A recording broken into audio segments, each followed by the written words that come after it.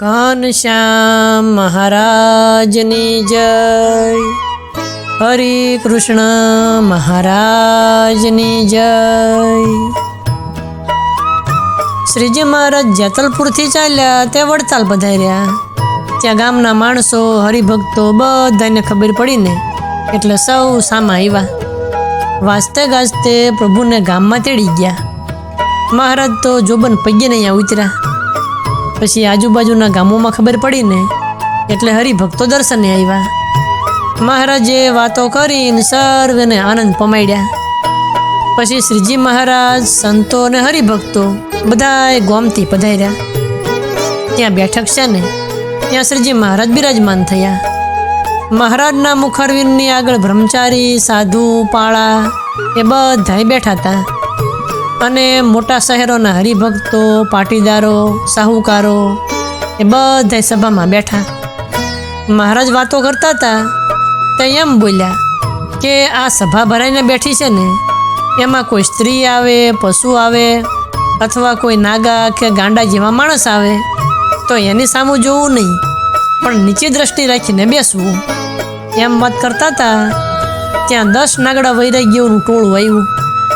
સભામાં આવ્યા ને એટલે મહારાજે આવકારો આપ્યો કે આવો અહીંયા બેસો।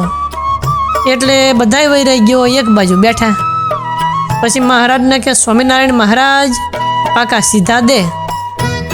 એટલામાં ભાદરાના રત્નો ભગત સભામાં બેઠેલા તે એમને સમાધિ થઈ અને ત્યાંથી જ્યાં બેઠા હતા ને ત્યાંથી એકદમ ઊભા થયા અને મહારાજ પાસે આવી અને ભફ દઈને પડ્યા।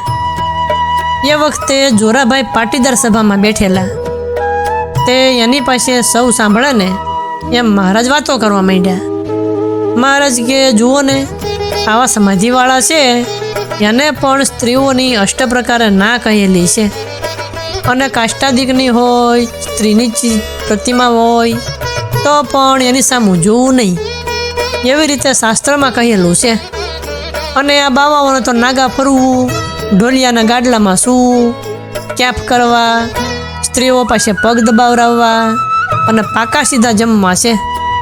તમે બધા કહો તો ખરા આમાં એકેય સાધુનું લક્ષણ છે ખરું? અને શું આમાં ધર્મ રહે ખરો? આ બાવાઓને અને ધર્મને તો જાજુ છેટું છે, પણ છતાંય જો લુગડા પહેરે તો એને સીધા અપાવીએ। આવી રીતે કેટલીક વાતો કરીને એટલે નાગા બાવાઓએ લુગડા પહેર્યા। પછી મહારાજે એમને સીધા અપાવ્યા। મહારાજે સર્વેને કીધું કે અમે તમને કીધું હતું કે કોઈ આવે તો એની સામું જોઈશો નહીં, તો પણ તમે નાગા બાવા આવ્યા તો એની સામું જોયું, માટે એમાં શું જોવાનું હતું? એમ કહીને સર્વેને ઠપકો દીધો અને મહારાજ પછી વાતો કરતા હતા। એ વખતે એક વાંદરો ઠેકતો ઝાડ ઉપર આવીને બેઠો। તે એને જોઈને કાઠી દરબારો અંદર બોલવા લાગ્યા કે ભણે વાંદરો કેવો છે? એટલે બીજા કાઠી કે ભણું રામા અવતારમાં તો આથી પણ મોટા હશે ને, જુઓ ને નલ, નીલ, અંગદ, હનુમાન આ બધા કેવા મોટા હતા અને એમણે કેવા કામ કર્યા છે। પછી બીજા કાઠી દરબારો કે ભણું વાંદરા શું કરતા હશે? અને જો વાંદરો કામ કરતો હોય તો આ રહ્યું। મહારાજે આ વાત સાંભળી। મહારાજ કે શું વાતો કરો છો? કાઠી દરબારો કે મહારાજ વાંદરાએ રામા અવતારમાં આયુધ ધારણ કરેલા અને રાવણની સેના સામે લડાઈ કરેલી। શાસ્ત્રમાં આવું સાંભળ્યું છે, પણ હકીકતમાં એ વાતનું કેમ હશે? મહારાજ કે એ વાત ખરી? કાઠી દરબારો કે અરે મહારાજ એવું તો કાંઈ મનાતું નથી। આ વાંદરો શું કામ કરે? અને જો કામ કરે તો એને બોલાવો। મહારાજે તો વાંદરાના હાથની શાન કરીને ઝાડ ઉપરથી હેઠો આવ્યો અને મહારાજ પાસે બેઠો। મહારાજે એના હાથમાં એક માળા આપી। વાંદરાએ તો માળા ફેરવવા માંડી અને રામકથાની ચોપાઈઓ બોલવા માંડ્યો। આ ચમત્કાર જોયો તો સભા તો આખી વિસ્મિત થઈ ગઈ। બધાને ઘણું આશ્ચર્ય થયું। એમાં કોઈકે કીધું કે આ તો નાનો વાંદરો છે અને મોટા પર્વત ઉપાડે તે કેવી રીતે ઉપાડી શકતા હશે? એમ કોઈકે શંકા કરીને એટલામાં તો સર્વેને એવું દેખાણું કે કે એ વાંદરાના હાથમાં એક મોટો પર્વત છે અને વાંદરો આકાશ માર્ગે અધર જાય છે. આવું બધાને જોવામાં આવ્યું. પછી તો બધા સ્તબ્ધ બની ગયા. મહારાજનું આવું અલૌકિક ચરિત્ર જોયું તે બધાય ઘણો આનંદ પામતા હતા. પછી મહારાજ કે તમે આટલા વર્ષ અમારી સાથે રહ્યા અને આથી પણ મોટા મોટા ચરિત્ર જોયા તો પણ તમને અમારી ખબર ન પડી અને આ શાસ્ત્રના શબ્દને વિશે તમને વિશ્વાસ જ નથી. એવી રીતે મહારાજે ઘણીક વાતો કરી અને પછી ઉતારે પધાર્યા. પછી ઘણાય હરિભક્તો મહારાજના દર્શન કરવા માટે આવેલા. એ સર્વે પોતપોતાની શક્તિ પ્રમાણે મહારાજને થાળ કર્યો, તો કોઈ ભારે ભારે ભોજન જમાડે, તો કોઈ સાથેના સર્વે માણસોને રસોઈ આપે. આવી રીતે પોતાની શક્તિ પ્રમાણે મહારાજને બધાએ રાજી કરવા માંડ્યા. હવે આ બધા હરિભક્તો હતા ને, એમાં એક ગરીબ હરિભક્ત હતા. તે એમની પાસે રસોઈ આપવાના કે મહારાજને રાજી કરવાના પૈસા નહીં અને પોતાને પણ ખાવા માટે બરાબર અનાજ મળે નહીં.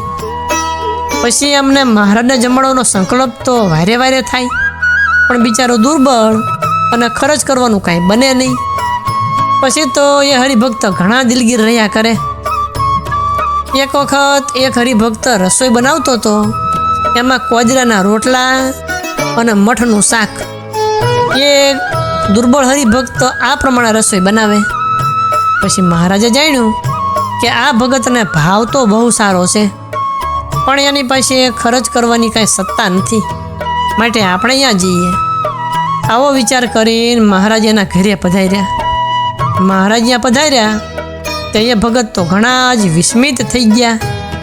અહો, આ શું? મહારાજને મેં બોલાવ્યા પણ નથી અને મહારાજ તો મારા ઘરે પધાર્યા. પછી તો હાથ જોડીને કે હે મહારાજ, મારા ધન્ય ભાગ્ય, આજ પુરુષોત્તમ નારાયણ ભગવાન મારા ઘરે પધાર્યા. મને તો બહુ આનંદ થયો. એમ કહીને ગદગદ કણ થઈ ગયા અને મહારાજની ઘણી સ્તુતિ કરી. મહારાજ કે અમને ભૂખ લાગી છે, તે જે કાંઈ જમવાનું હોય ને એ લાય. તને ઘણા દિવસથી અમને જમાડવાનો સંકલ્પ છે ને, તે આજે તારો સંકલ્પ મેં પૂરો કરીએ. એમ કહીને પેલા હરિભક્ત પાસેથી કોજરાનો રોટલો અને મઠનું શાક લઈ અને મહારાજ તો જમવા માંડ્યા. પણ એ ભગત ઘણા શરમાઈ ગયા કે હો મહારાજ, મારા ઘરે આ કોજરાનો રોટલો અને મઠનું શાક જમવા બેઠા. પછી તો એને એમ જણાયું કે મહારાજ તો ઘણા પ્રસન્ન છે અને રાજી થઈને જમવા માંડ્યા છે. સર્વે હરિભક્તોને પ્રસાદી આપતા જાય. આવું એણે જોયું એટલે એ હરિભક્ત બહુ રાજી થયા. મહારાજ કોજરાનો રોટલો અને મઠનું શાક જમ્યા અને જમીન પાછા ઉતારે પધાર્યા. શ્રીજી મહારાજ વડતાલમાં 15-20 દિવસ રોકાણા અને મોટી મોટી સભાઓ કરી અને હરિભક્તોને વાતો કરે. આવી રીતે હરિભક્તોને આનંદ આપતા હતા. પછી એક દિવસ દાદો ખાચર, જીવુબા, લાડુબા અને ગઢપુરના સર્વે હરિભક્તો ભેગા થયા અને મહારાજને કે મહારાજ, હવે તમે ગઢપુર પધારો ને તો બહુ સારું.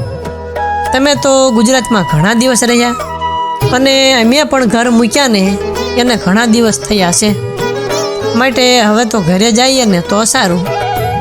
પછી મહારાજે તો તરત તૈયારી કરી અને મહારાજ ચાલતા થયા. તે વડતાલના હરિભક્તો અને બીજા ગામના હરિભક્તો દર્શને આવેલા એ બધાય મહારાજને વળાવવા માટે ઘણે દૂર સુધી આવ્યા.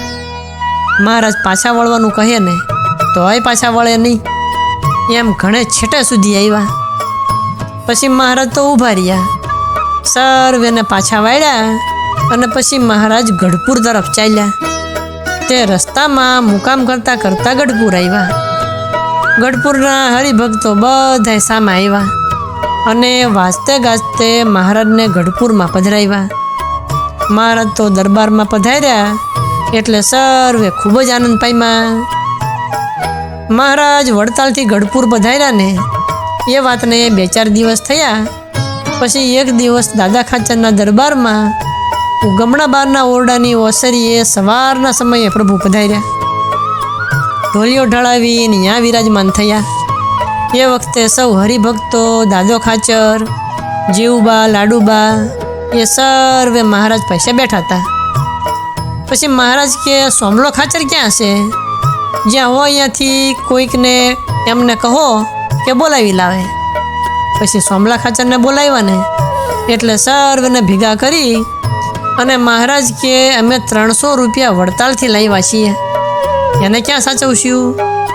માટે આપણે એની 84 કરીએ, અમને આવો વિચાર થયો છે. પછી તો બધાએ એ વાતની હા પાડી. મહારાજ કે તો બોલાવો લાધા ઠક્કરને.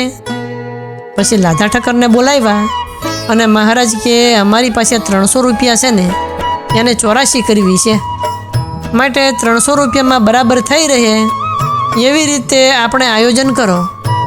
અડધો રૂપિયો વધે કે ઘટે એમ કરવાનું નહીં. પછી લાધો ઠક્કર કે બહુ સારું મહારાજ, એમ કહીને પોતાના ઉતારે ગયા. પછી ગામમાંથી 84 માટે જે કાંઈ સીધું સામાન જોઈએ ને એ બધું લઈ આવ્યા અને 84નો પ્રારંભ કર્યો. તે બ્રાહ્મણને નોતરા આપ્યા એટલે બ્રાહ્મણો આવ્યા.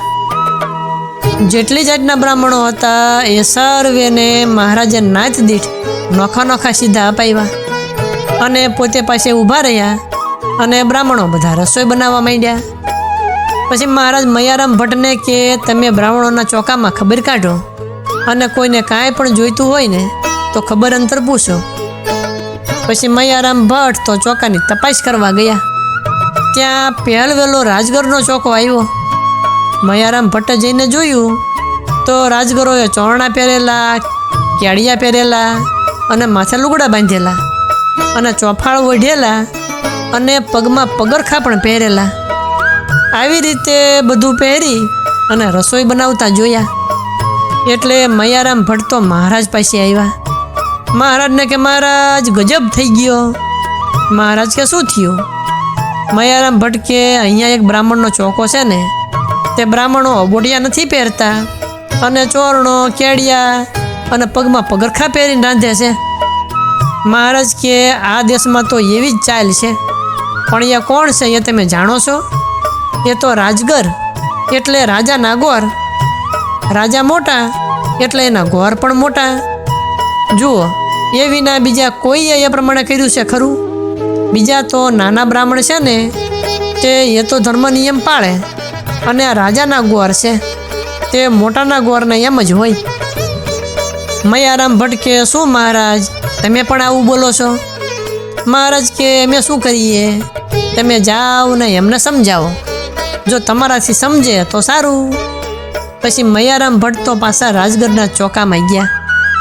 ત્યાં જઈને કે તમે બ્રાહ્મણ છો અને આ પ્રમાણે લુગડા અને પગમાં જોડા પહેરીને રસોઈ બનાવો ને એ બરાબર કહેવાય નહીં. સ્નાન કરીને એક અબોટિયું પહેરવું જોઈએ. આવી રીતે ઘણી રીતે એમને સમજાવ્યા ને પછી તો એ બ્રાહ્મણોએ કપડાં અને જોડા ઉતારી નાખ્યા અને ઓઢવાના ચોફાળ પહેર્યા. પણ ચોફાળ જાડા અને મોટા તે પહેરવાનું ફાવ્યું નહીં. પછી ચોરણાની નાડીઓ હતી ને એ ચોફાળ ઉપર બાંધી પછી ચોફાળ પહેરાણા. પછી મયારામ ભટ્ટ કે મહારાજ આ તો બહુ ભૂંડો ચેલો કહેવાય, અબોટિયા પહેરવા જોઈએ. એવી રીતે ઘણો ઉપદેશ કર્યો ને પછી 8 હાથનો ચોરણો કાઢી અને 24 હાથનો ચોફાળ પહેર્યો અને ઉપર નાડીઓ બાંધી. મહારાજ કે અમે તમને કહેતા હતા ને કે અહીંયા એવો જ ચીલો છે. પછી સર્વે બ્રાહ્મણોએ રસોઈ બનાવી અને જમીને તૃપ્ત થતા હતા. હવે સદગુરુ શ્રી ગોપાળાનંદ સ્વામી કૃત મહારાજની લીલાની બીજી જે કથા તે આપણે આગળ કહીશું. અત્યારે કથાને વિરામ આપીએ. બોલો સ્વામિનારાયણ ભગવાનની જય.